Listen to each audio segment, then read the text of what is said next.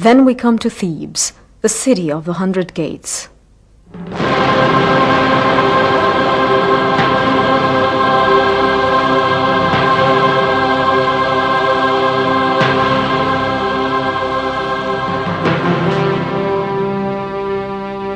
The Arabs called it Luxor, which means the palaces when they found in it huge temples that they have never seen before.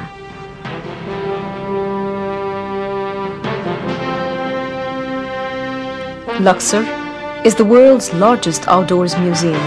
It contains 1/3 of the ancient world's monuments.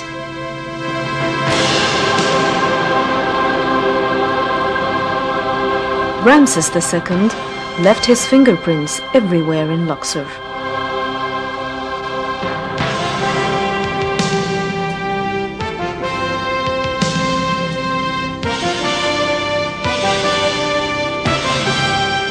In front of the Luxor temple, he erected 2 obelisks, of which only one still remains. On the temple's pylon, he recorded his military victories. The Karnak temple is the largest religious complex in the world. In its glorious days, it contained 20 temples, chapels, and ceremonial halls.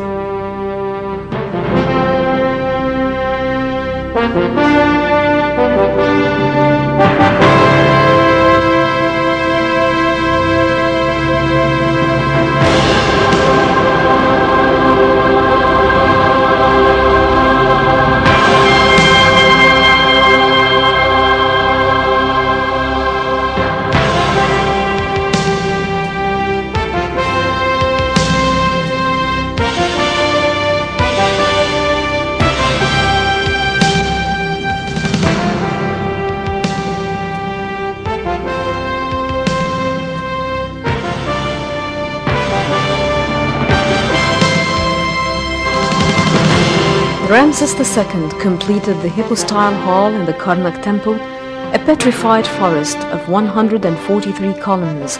Some of them are 20 meters high.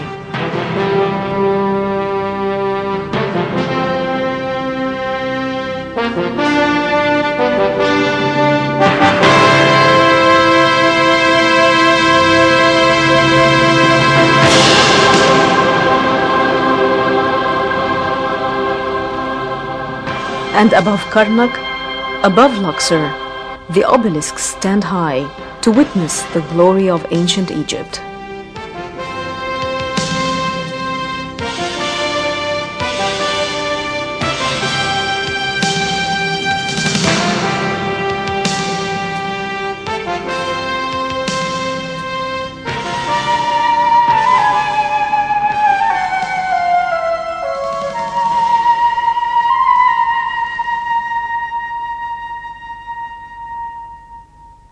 Across the Nile, on the western bank of Thebes, the sun sets every evening behind the Valley of the Kings.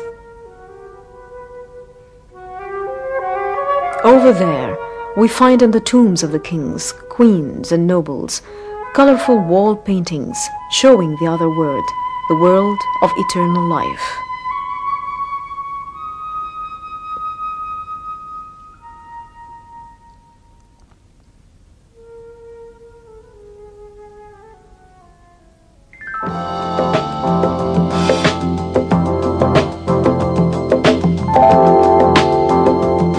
The ancient Egyptians built many temples along the Nile Valley. The best way to visit these temples is to take a Nile cruise between Luxor and Aswan.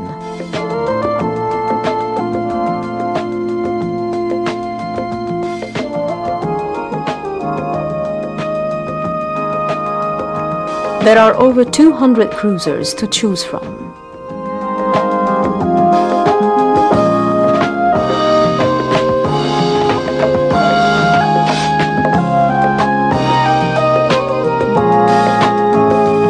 All cruisers are elegant and spacious.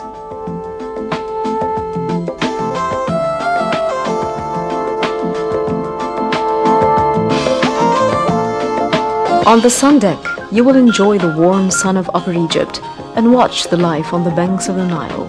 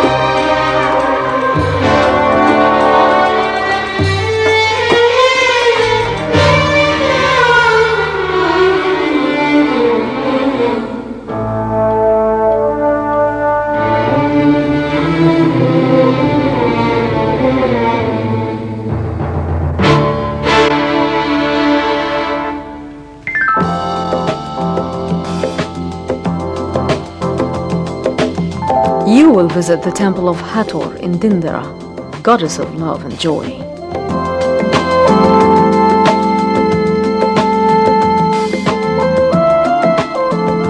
The temple of the falcon god Horus at Idfu is still very well preserved.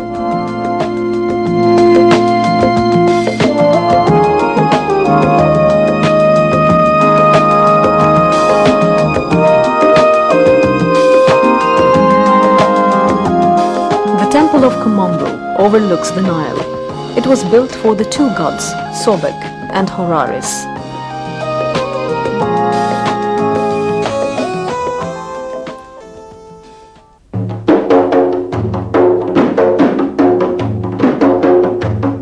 Finally, we come to Aswan, the queen of winter resorts, where the Nile flows between green islands and granite cataracts.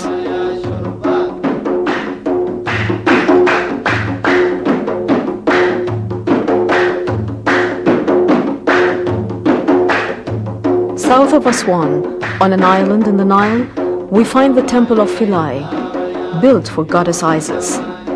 The worship of Isis reached Europe. The temple was still open for worship until the year 565 AD.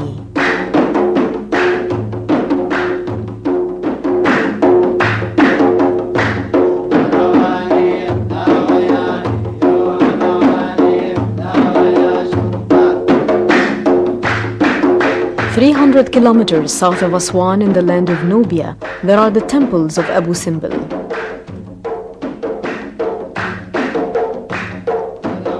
The whole world contributed to save these temples from the rising waters of the Nile after building the high dam. The temples were cut and then relocated.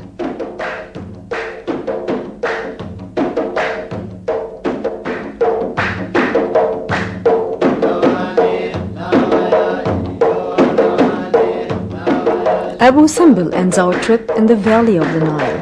Let us go now to see another face of Egypt. Egypt, the sun and the sea.